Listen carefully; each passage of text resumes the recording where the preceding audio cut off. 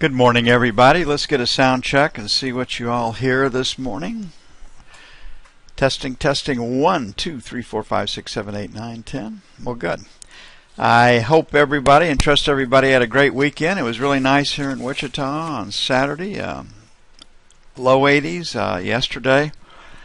Low 90s, but we had humidity to match. So it felt like Houston, Columbus, Georgia, Jacksonville, Florida, Columbia, South Carolina. But I got out, and having come from the south and used to high humidity, I was able to knock out about 5 hours worth of yard work. But it was fun to sit down last night too. So great weekend here. Summer has returned with a vengeance. We'll be in the mid-90s all week. Probably get 100 a couple of days. The way it usually works here. The wind is from the south, so we'll be eagerly awaiting Canada's next blast of cooler air, probably scheduled a week to 10 days from now. I haven't seen anything on the weather reports. Okay, it is Monday morning. There is no news out of the EU to drive today's trading. There was no news out of the Far East. Japan was on holiday. There's no news scheduled in the United States. So that usually in and of itself yields a trading range. The big news this week will be what will the European Union sanctions against Russia be. And because they get 30% of their natural gas comes from Russia, my guess is it won't be very much. The United States has already said last week, all subject to change, of course, that they will not be increasing their sanctions against Russia. So it looks like to me that the fallout for Russia will be, from the Western point of view, harder to do negotiations, harder to get what they want, harder to get approval for their goods, minus energy, and they don't really ship much. I mean, Russia exports raw materials, natural gas and energy, vodka, and I imagine probably still sable, but nobody goes to Russia to buy any kind of manufactured goods. That's crap. At least China has learned how to put a bright, shiny label and picture on the junk that they manufacture. China can make some good stuff, but a lot of stuff that comes from China is not very good either. So I think by the end of the week we'll see that Russia will get tongue lashings and speeches, and people will point out the danger of doing business with them in the press, but on a government level, not much is going to happen to them for this. You got to remember that those were highly sophisticated weaponry. It takes a lot of training. You don't just come in there and like a shoulder-fired missile and flip a switch and point at an airplane and pull the trigger. They're also controlled by a centralized radar. So this was controlled by Russian-appointed people. In Russia's best case, or by Russia directly. Russia, and in this area, they're gathering up all the evidence. They're destroying the scene. It doesn't really matter. We already know what brought the airplane down, but they're trying to cover their trail to get plausible deniability, and their propaganda machinery is operating full force, and they're good at what they do. Look what they've been able to do to the West over 75 years. So I don't think anything comes out of less. So we've got a week where durable orders comes on Thursday this week for us. Tomorrow's CPI will be looked at because people are seeing how fast inflation is increasing, and if it's increasing too fast, then the Fed may have to increase interest rates earlier than they say they're going to do. So we got a fairly quiet week facing up in front of us. That yields a trading range. Now the biggest dynamic this week, it's pre-auction week for the financials, and that usually brings lower prices. And on Friday we saw puts bought. And when people buy puts, option market makers have to sell futures. So that's probably the biggest dynamic that will impact financials to the low side. The other side of that coin is that things are getting so bad around the globe. I mean, last week, with what's going on between Israel and the Palestinians, and there is no voice to really influence that. What's going on between? I mean, Russia just shot down an airliner with their proxies. There's chaos in the world, and it's increasing, and that in and of itself will be the dynamic that should bring support into the financials. So I see a trading range with a seller 11 to 15. That's our sell one area. We're going to be patient. It is Monday morning. 19 to 23 will be sell two. On the buy side, a little bit lower. We've got a P volume-wise. We've got a B TPO-wise. We're going to see who wins today, the TPO players or the volume players. So I think we can head lower a little bit, but I don't think we can break it. And then 25 to 29 for buy two. No news is scheduled today. The supposition about what Europe is going to do to Russia, and my guess is not much, because they put themselves over a barrel. If you look at all the rules that have been bent, except for increased government spending in self-protection and self-survival, I mean, there are so many societies and governments and countries that have really put themselves in a tough position. They've limited their flexibility, their maneuverability. They've taken away their back door. They're flying into box canyons. So there'll be a price to be paid. I mean, it's going to take 25 to 50 years if the world decides to dig out of this mess, with a lot of debt, rescheduling, to put it in the kindest terms. Defined contribution, pension programs, even in the government, are going to replace the defined benefits, what they were able to do, but they've gotten too big and too unwieldy there. So, okay, selling failure, just like Friday, take out 8 to 12. I think that still is reasonable. The knob spread's holding in well. The 10-year is selling. Then we'll make basically a 19 to 23 sell for the 30-year also. Don't think we'll get there unless the E-mini really sells. If the E-mini comes in and starts to sell, then we'll have to revise our sell points and move our buy points up. So we'll 8 to 12 will be sell one.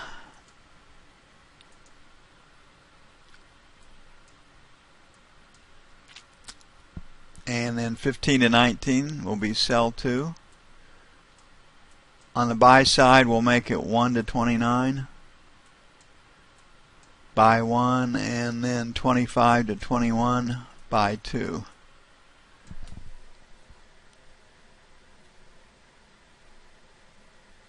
And on the bond, I said originally 19 to 23. It's 15 to 19. It's not 19 to 23.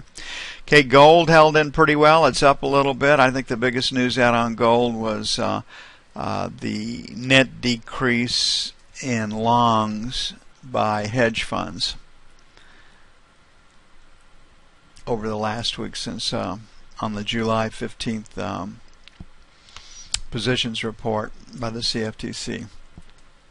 They decreased their holdings of gold, I want to say 8.5%, but I don't remember that. I'd have to go back and look at it for sure.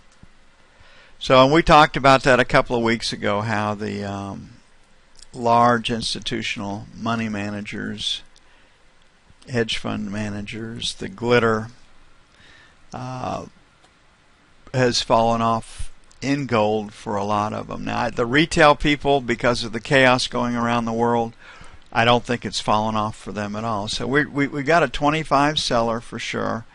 On the buy side, the 1305 area looks reasonable. On gold,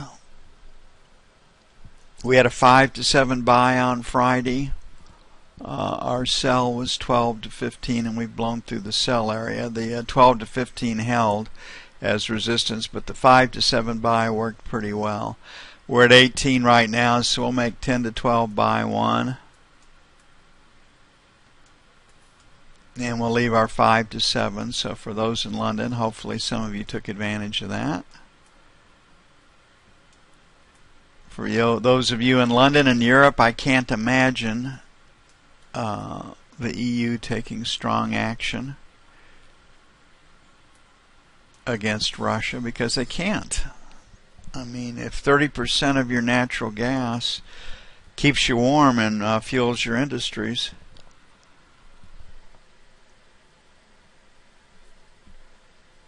you've got to be pretty cautious about what you do.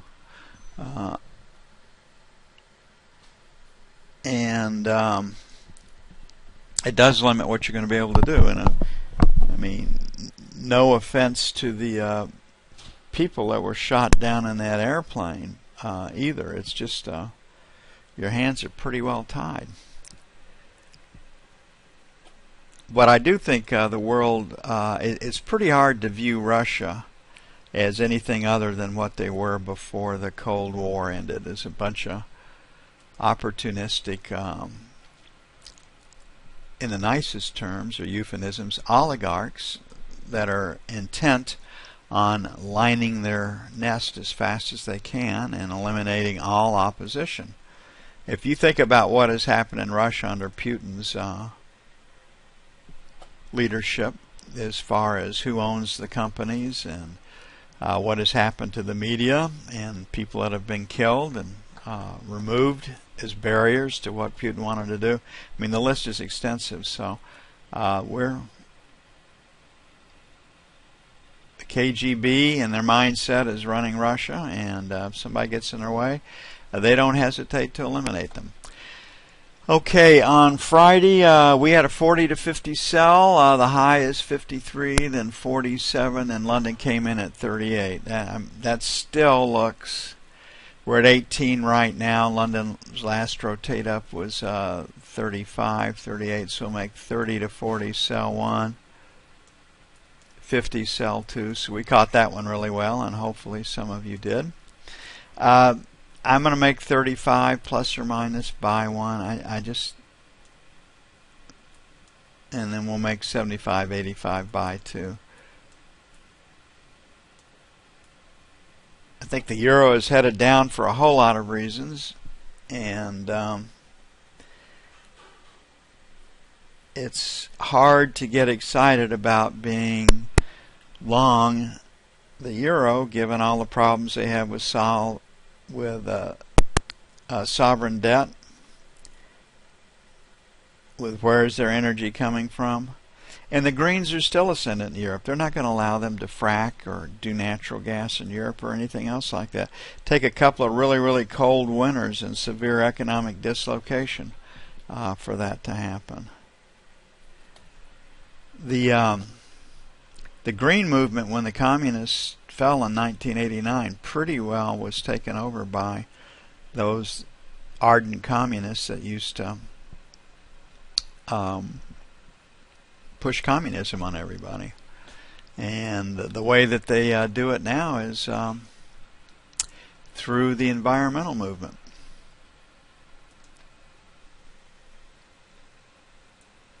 And they carry a great deal of clout with all Western governments. And will, until the cost of listening to them exceeds the benefit of campaign contributions.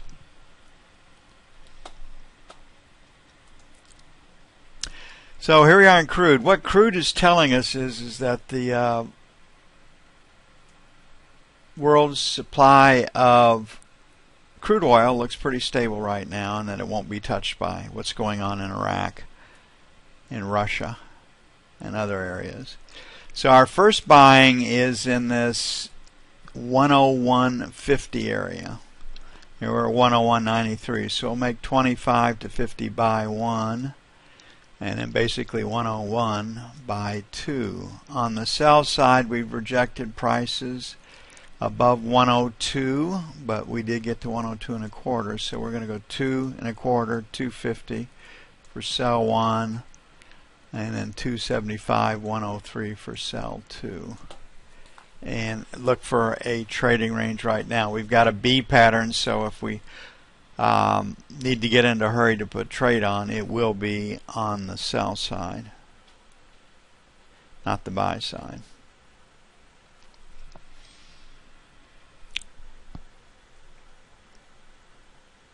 Our first buy is 101.50 plus or minus, and then basically 101 plus or minus. Okay, every stock market around the globe, the indexes are lower. Our stock market has pulled back too. The chatter this week is durable orders this Thursday. EU sanctions against Russia tomorrow, and CPI of all things. Now the Fed is not fighting inflation yet, and what we've had in the for the Fed has been economic activity news. But when the Fed is fighting inflation, unemployment and then PPI, CPI are the two numbers that drive the trading. And the stock market under inflation can rally for another 6 to 9 months. So inflation is not such a bad deal for the stock market. It is for financials. So taking a look at what we have right now on our F1 screen is a trading range. We've got a seller above 75.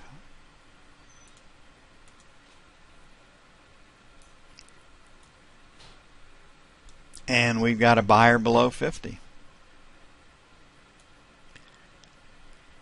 And we're at 67. So my guess is we're looking at 55 to 60 as initial support. I don't think we can really break the market, although it does look like we're going to sell first. And a seller at 70 to 75. Looking at the F2 screen,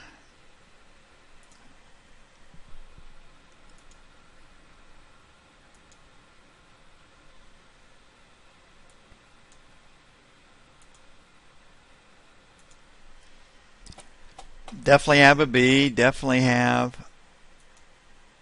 a couple of distributions, both leaning to the downside. And I want to show you something right here, how you can, when I used to be in front of the public a lot in Chicago, I was always asked, which way is the market going to go next? And you know, when you go out and you talk to your friends, if they hear you're in trading, they don't ask you how you're doing or anything else like that. They ask you, which way is the market going to go next? So when we look in these little congestion areas right here, you can see that we're dealing with B's. You can see the volumes in the bottom half of these distribution.